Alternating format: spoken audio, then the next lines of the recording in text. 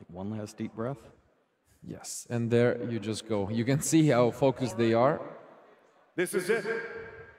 We have now come to the final duel of the day, where we will crown the ultimate duelist for the Yu-Gi-Oh! Trading Card Game World Championship 2019, held here in Berlin, Germany. Yes.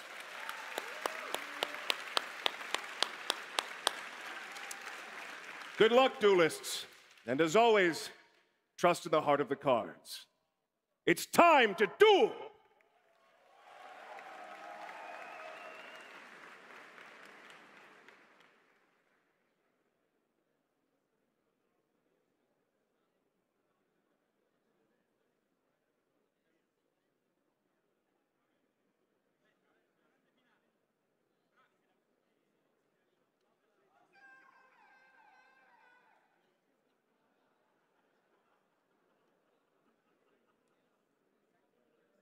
Unfortunately, Zen is mostly relying on those go second cards that we were mentioning, both mind control going first and not what you want to see. So this part of this art will be the deciding factor for this game. He really needs to pick up some of the engine cards, and luckily for him, Chai did not open a single entrop. So let's see where Kosaka's going. It's off these top two cards. Take a breath, take a look. And there is a sign in mining there, so that's definitely what he wanted to see. Now the next step is slowly check those 10 banished cards for a Gazelle. And it's the first card, wow! Oh, it's so dangerous running Cloud of Desires when you only have one copy of your key card. They are both playing Desires throughout the previous future matches. He's never really let them down. Now it did, and this is gonna hurt a lot. Gazelle, just as a reminder, is at 1 for this event, so he's completely cut off from that, which is... Wow, that's brutal. Brutal, That's brutal to be starting off the finals just like that. It's tough. I guess you have to start leaning in on, maybe on Jack Jaguar. Yeah, it's... just keep getting monsters on the field. It's not an easy one, though. It seems like he's passed. Yeah, I was about to say is... One good thing, though, is that, you know, he only needs one monster because he can use his opponents. Yeah, with exactly. the double mind control there. And the really cool interaction in the mirror match is Ita. So if your opponent, or you can prevent your opponent from getting back the Gazelle with the Wolf, then you can steal their own Gazelle and use it as your own. So that's still an option for kouki. And I think he's gonna really rely on that, because his hand is not looking anywhere good at the moment if Chai doesn't overextend here. So would you say with these two pieces of interaction that kouki is pretty safe from being OTK'd here? Should be, but it really depends on what Chai has. And at the moment, I think his hand also relies a lot on the pot of desire. Yeah. So they overall have very similar hands. But it is quite different. So at least he will be able to fin through his deck. And something that we have seen previously from Chai was playing around the Phantasme from their opponents when they didn't really have much going on. So let's see. Again, one Desires, who is going to have the better Desires? It really might just come down to this for this game one. Another cool thing with Will of the Salamander right there, summoning from hand. Let's see, this draws us super important. Do we see the double the Gazelle taken out of the game? Unfortunately, we are not able to see those cards. But just tilt those cards slightly further forward? Yeah. Never mind. Would have been interesting to see them, but the draws are pretty solid, so Foxy and Spinny both being useful in this spot. Besides, a little mystery is good for the soul. Yu-Gi-Oh's kind of built on it, really, with trap cards, face downs, that sort of thing. Ever since day one. Okay, and he just attacks with both. Again, it's quite possible that he will just hand here, maybe on Abyss Dweller, which is an even better way to play around the Phantasme. Let's see what he thinks is the optimal choice here. It's just a tough set of cards. He does just pass. So, as he did in... Oh, and a third mind control is picked up. Wow. Well, those are definitely getting played this turn. Yeah, now he has a chance, of course. Might be nice to take those two monsters and keep them stuck under an Xyz monster of your own. It's definitely interesting. He has quite a few options. The Twin Twister isn't that great in this matchup. Luckily for him, since Chai was playing around Bale Links, there isn't any protection at the moment. And the Sign of Money comes down. Right now, the only interaction from Chai is the Diddy Crow. Again, very relevant that he decided to main deck Freepo. I think he is the only one in the entire field that decided to go for this, and it is paying out greatly. So. He's got his hand on the Jack Jaguar there. Is that or Foxy? Running some numbers in his head. Yeah, because at the moment he's quite short of another level 3, since Chia didn't really commit to it, so even the Ita wouldn't get him there, so maybe he could go for a Foxy and try to get a Spinny or something else to get going. He's got to have a high concentration of Salamangreat cards left in his deck at this point, because he hasn't seen any so far.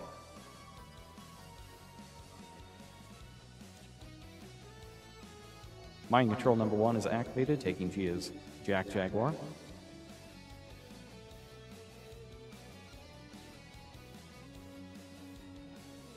So from here, it also depends if he might have banished the Sanctuary as well, honestly. That would hurt even more, so... Man, hitting 2 1-ofs with 1 Desires. Not good odds on that. That's a risky run when you're running very slim 1-offs with Pot of Desires in your deck. Takes control of both of the Salamangreat monsters. Mind Control, a great card in last year's finals as well. It was. And I think we can safely assume that both of these guys might have watched it, and in particular, Chia was playing it, might have picked up on Bowden idea to run Mind Controls. So interesting. So summons Foxy, no effect. And just attacks with it, yeah. Main phase 2. It is possible that he just wants to use it to clear the wheel. In that case, it is much better to use it that way. Because he knows his opponent also doesn't have too much going on at the moment, so it is... And luckily, the Sanctuary wasn't banished. It would have been really too rough if he lost 2 of his best cards. So that is... Yeah, Foxy come down. But the Diddy Crow here is gonna hurt, so... Ooh. Gets tagged. If it was any other Entrap here, you can see the difference. Since Foxy activates in the graveyard, but the effect to destroy a spell and trap doesn't activate in a new chain, you cannot negate it with like Effect Veiler or Impermanence. Right. And usually you see those Entraps. Here, for example, if Chia had that, he couldn't negate the Foxy, but the Diddy Crow paying off. He is going to get to keep those Salamangreats out of Chia's graveyard, though, as he Xyz summons Baguska, the terribly tired Taper. Billy's favorite number, as he mentioned on stream previously, number 41. So just take a rest, take a timeout. Baguska has kind of a debilitating effect while it's in defense mode, switching things to defense and negating their effects. Link monsters, of course, can't be in defense position as they have no defense points. And so they're safe. So now a Cosmic Cyclone is picked up, and you can see one of the differences between his deck and the other ones. He is maining the Fusion of Fire, which is quite an impactful tool in the mirror match. And at the moment, though, since you don't usually see the number 41 on the field, it's not going to be as good as usual, because it would prevent the Violet Chimera and it would put it in defense position. So yeah, that's a card that's been cut from a lot of extra decks, at least in North America. It's always a little surprised by it. Definitely. I think it depends heavily on the fact if you're running multiple targets, for example, for Super Polymerization, that takes away a slot because of Starving Venom, usually, so you're less inclined to play it because Abyss Dweller is usually considered the better one, but he's playing both, so he thought the card was relevant enough in the mirror match and in other matchups as well. Just taking some time in the tank to think this play through. Sets a monster face down. Okay. Not something you really see in Salamangreat, and it's generally a sign that things have not gone to plan. Absolutely. The thing is, number 41 is actually very annoying to deal with, because right now you can see his only very good play would have been a Stalio, but Stalio, of course, would have been negated, so... And finally, an engine card is picked up by kouki. He gets the circle. Just as a reminder, if anyone just tuned in, there is no Gazelle for kouki. It was banished by the SARS, so he has to try and play and navigate this game differently. So now the downside to Baguska is that you can't always press your advantage in this case. So Chia kind of has a weaker setup here with just a face-down monster, and maybe it really is a weaker position, or maybe he's just trying to get that Baguska switch to attack position so that its effect stops. I think there, a material also has to be detached, which means that he will get back one of his Solomon Grave Monster. On the standby phase. Yeah. Which I think it is what the judges are catching up on right now. So he gives back the Jaguar to his opponent, but he's able to use even the third mind control right now. This is wild, yeah. So he knows what that face-down monster is. Like it is a Falco.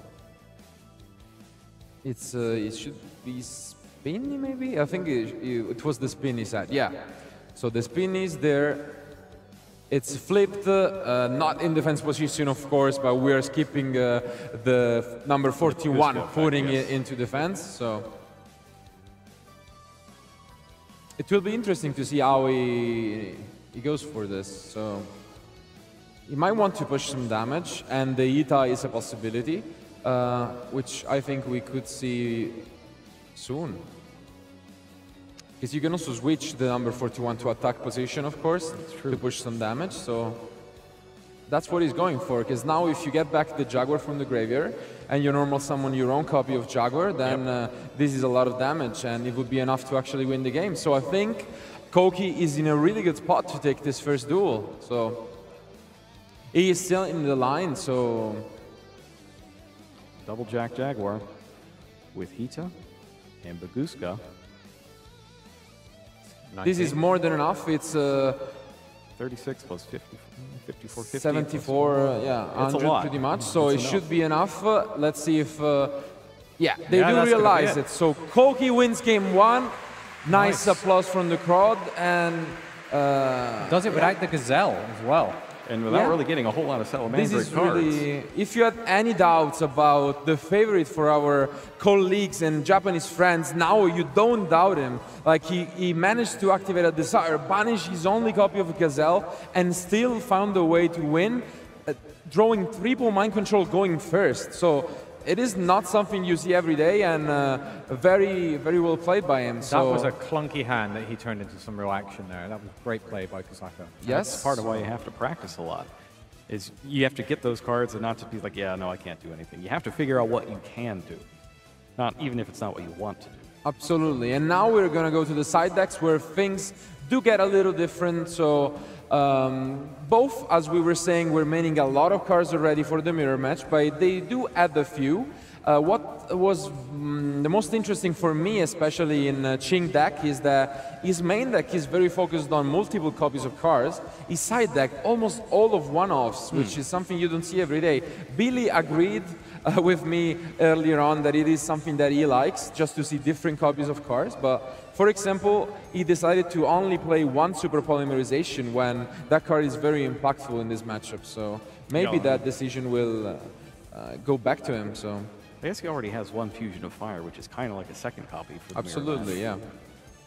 On a lot of times for the one-offs, one reason you might do it is if you have 6 different cards that can interact with something, but they all have you can only use this effect once per turn written on them. So you might need a bunch of similar effects, because if you drew multiple copies of a single card, you wouldn't be able to play them both in one turn. But if you draw 2 copies of 2 different cards, like say an Ash Blossom and a Ghost Ogre, you could use them both, and it improves your overall hand quality. It's interesting. If you have this situation where you have lots of one-offs in your side deck, would you leave the Pot of Desires in, or do you start thinking about taking it out? I mean, I think you take into consideration the fact that you have Pot of Desires when you build a side deck. So since they're not engine cards, you're not really afraid to banish the one-offs. It is probably just similar to what Jerome was saying. If you play multiple copies of the same card with restrictions and you have draw effects, you're more likely to draw multiples, and then they are not that good. When you have all these one-offs, you can actually use it very safely and get the best of both worlds, we can say. And that's what's going to happen. He's probably putting in his Imperial Order, Super Polymerization, and Ghost Bell, which are all one-offs he has in his side decks for different purposes. So, if you're watching at home, one thing to think about when you're using Pot of Desires is you got to think about whether you're trying to draw one specific card or one card out of a group of cards. If it's a group of cards, then you can almost treat all of them as whatever single card you're looking for. And that alters the math and makes it safer to run a card like Pot of Desires. Yeah, otherwise you end up going the safer route of just play free of everything. That's sometimes a possibility. In this case, of course, they have to respect the restrictions. And in this deck, it is more of a fact of there are that many engine cards, you cannot really go above it. So if you already have your combos going on, you keep the Desires, you thin your deck for the Gazelle and the Sanctuary, and then you opt to draw traps or end traps with it. Otherwise, if you did not have engine cards, then it would have been any other cards. Why not risk it and just try and get into your combos? And it is working out because both of them are playing Desires right now. Strong card from release. Just getting the last minute shuffle before we jump into Game 2 of this best of 3 for the Yu-Gi-Oh! World Championships 2019. There is also a world in which Ching actually picks a second to caught his opponent off guard, but it would need to be very brave to do so, and it is something that I do like because first of all, they don't expect it, and they side cards that are gonna be useless going first. So let's see if he decides to go for that line. Much more balanced hand on Kosaka's side this time around. He does have the Gazelle, so no more risks of getting that away. Now it's safe to play the Desires. Absolutely. And he really is good at drawing his mind controls. He has 2 more copies this game, so 5 mind controls just in basically 10 or 15 minutes is, you gotta feel sick if you're Ching. So this time, though, if you're going second, it might be a little better than last time. Absolutely. So very good hand on both sides, I gotta admit. So it seems like he is starting. So.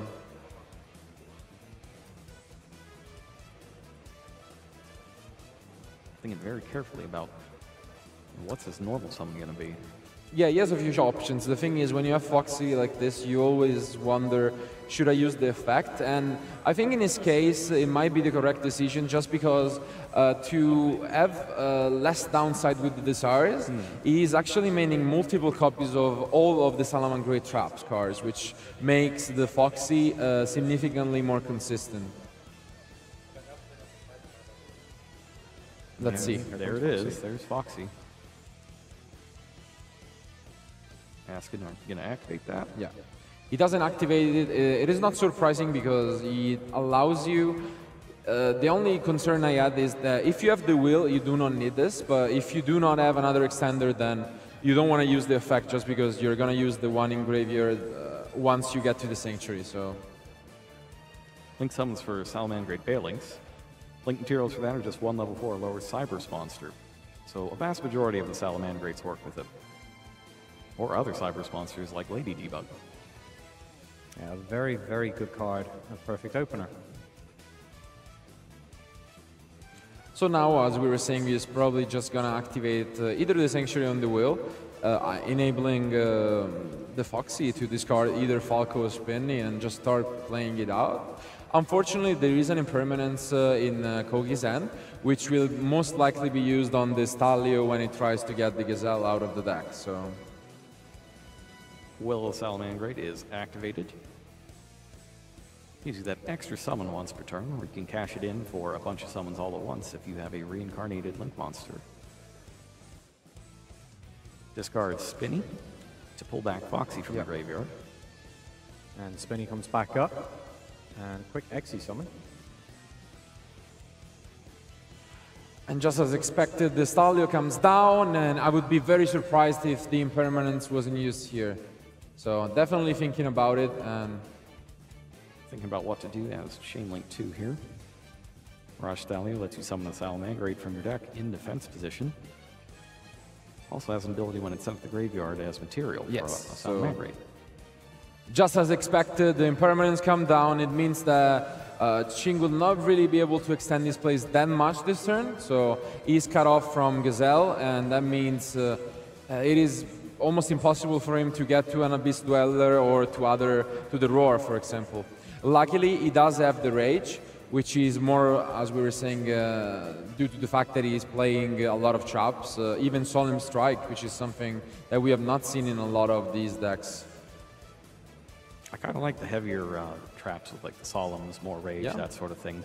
A lot of times I feel like Salamangreat really is more of a controlling deck than an aggressive deck. It but, is. You know, what it really is something that switches almost seamlessly between the two. It's part of why its longevity is so great.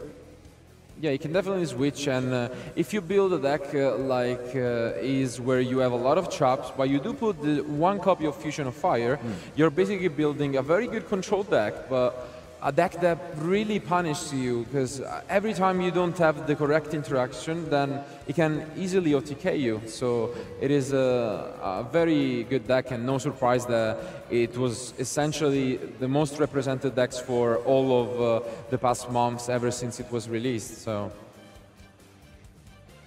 in North America, at least, it was about 25% of the field at all of the major events. Yeah. Next closest deck was only around 12. And here we go for the reincarnation Sunlight Wolf. Mandatory here because of course he needs for the Rage in his hand, and he's gonna use the second effect of the Will, which is the rarest one, I'd say. You usually first turn at least use the other one, but it can tribute itself to check the link rating of a Salamangreat you control. And you can special summon in defense position monsters up to the rating. But here it makes sense because, as you're seeing, it didn't have another Salamangreat spell and trap in the graveyard. So by doing this, he puts more monsters on the field, and he gets the Will back. So pretty good opening here, even through the impermanence. It basically cost you nothing in that case. Got rid of the Will, got the Will back. Absolutely. So. A Foxy is picked up. It's a good start, honestly. His hand is looking quite good, and the only card he has to play around is really the Rage. That's sad.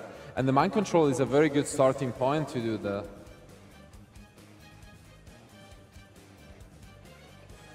Checks, take a look in there. There is a Balinx that can be banished to protect Salamangreat monsters, or cards rather, from being destroyed. That Salamangreat Rage down there does present a bit of a problem. How will Kosaka navigate this turn?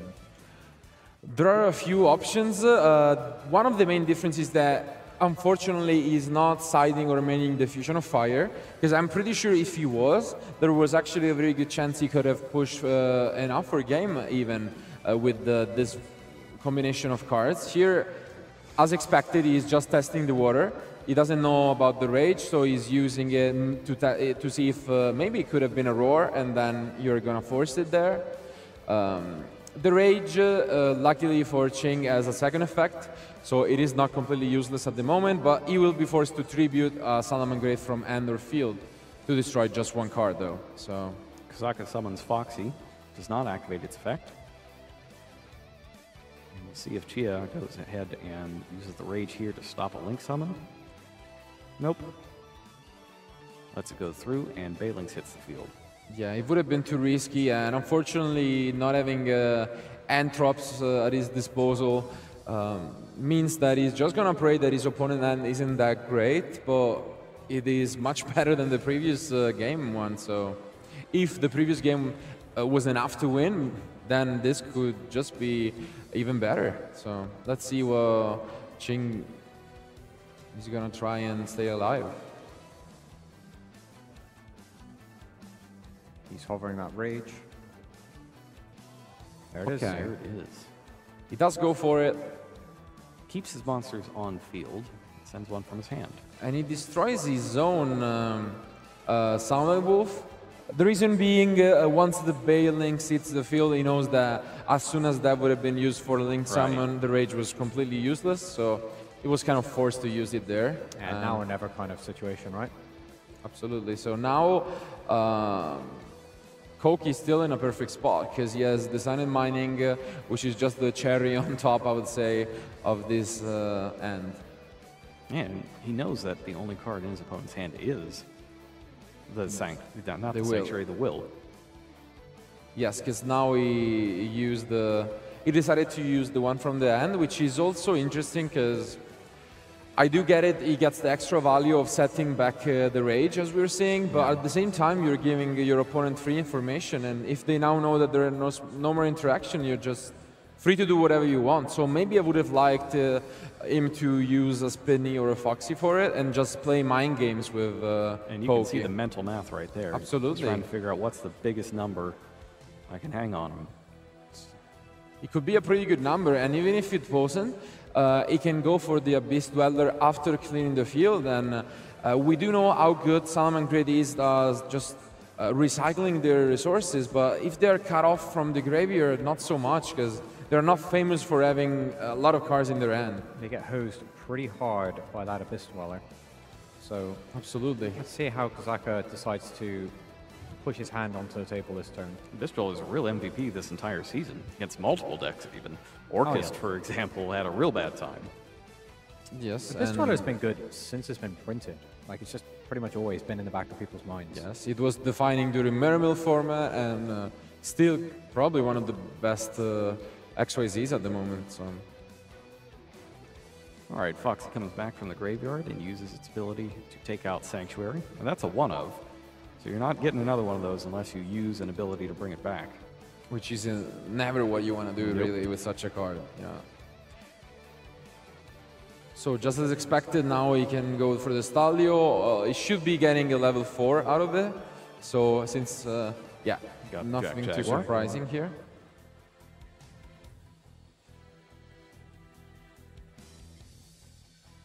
Now, Spinny making a reappearance? I'm gonna consider his plays quite a lot. I don't think he has enough at this point to just attack for game. It doesn't seem likely since there is a Bane Links as well to protect it. Yes. But it does have a lot of resources, so he has the ability to go for It Leo and just get rid of the card. He can do a lot, so... Okay, he's thinking about this Falco. He could have also just bounced back the Gazelle for next turn, so... A lot of different options, and I'm sure he will find out the perfect outcome. Thankfully, just as a reminder, there is no time limit for this final. Of course, you still have to play at a reasonable pace, but at least you're not as stressed by End having of match to... procedure and having to calculate how you're going to navigate Yes. those last few turns. So, the Ita comes down, okay. So he decides to pull the trigger, and Checks the graveyard, sees Sunlight Wolves.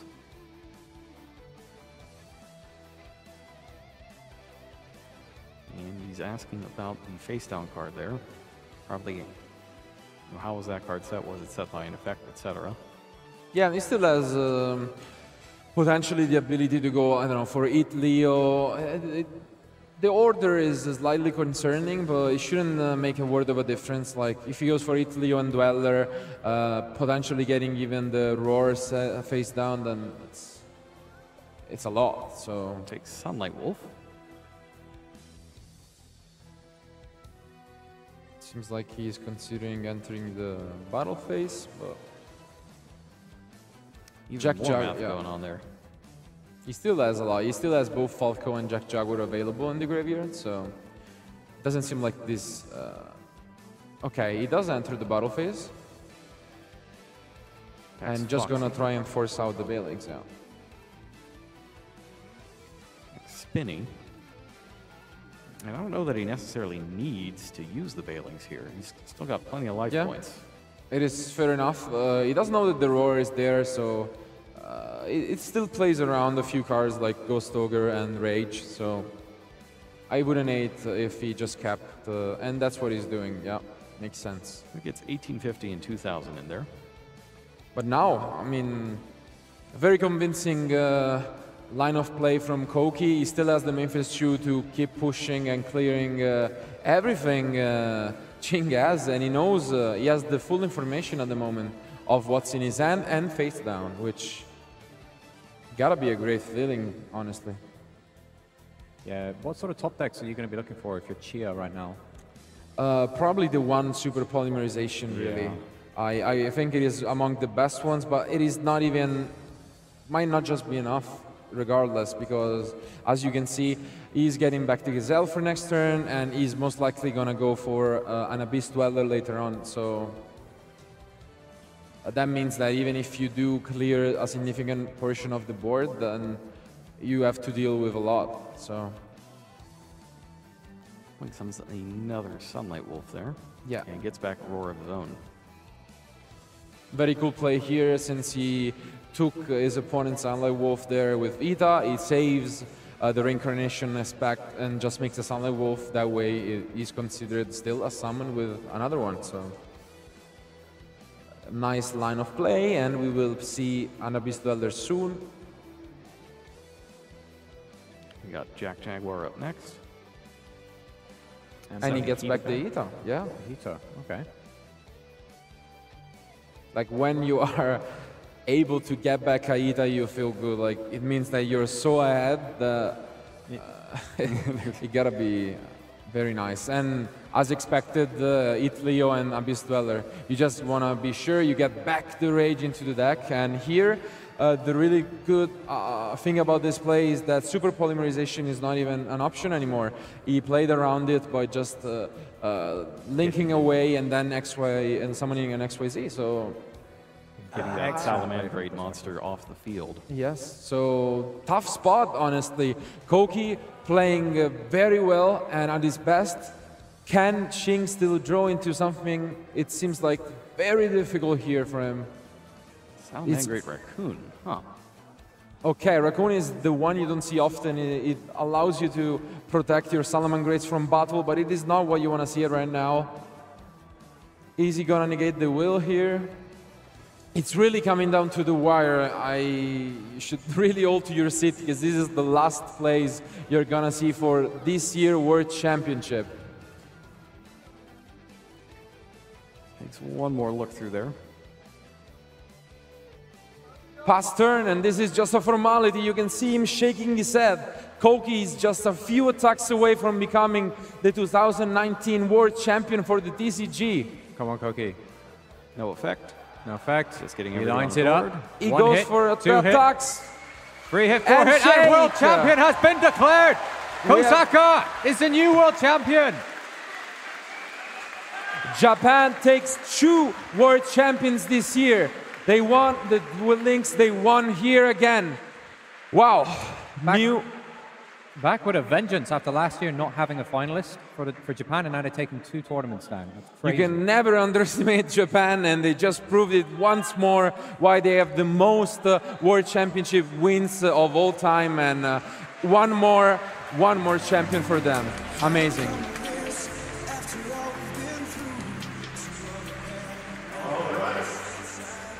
Our world champion, Kouki Kosaka from Japan. Well done. Congratulations. How are you feeling?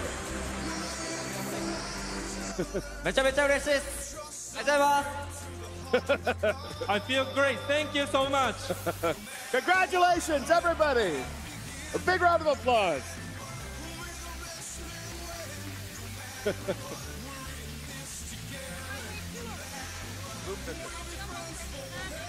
Kouki Kosaka. But I need, we need him back.